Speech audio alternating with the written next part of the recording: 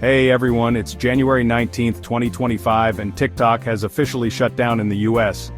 Yeah, you heard that right.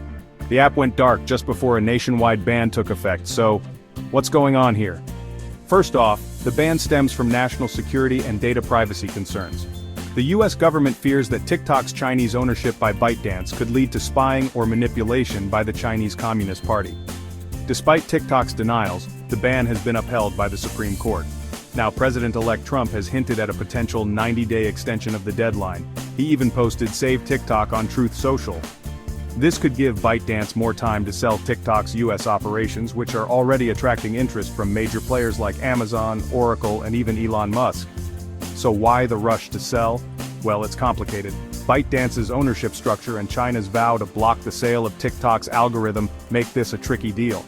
But with influential figures like Frank McCourt and Jeff Yass pushing for a resolution, anything is possible. For now, US users are locked out of the app, but they can still log in to download their data. Some are even turning to VPNs as a workaround. And if ByteDance can't sell, US user data might get moved to China, similar to what happened when India banned TikTok back in 2020. The Biden administration didn't intervene to stop the ban, leaving the final decision to the next administration. So all eyes are on President-elect Trump and his potential reversal of the ban. Will TikTok make a comeback? Only time will tell. Stay tuned for more updates and don't forget to like, subscribe, and hit that bell icon to stay in the loop. Thanks for watching.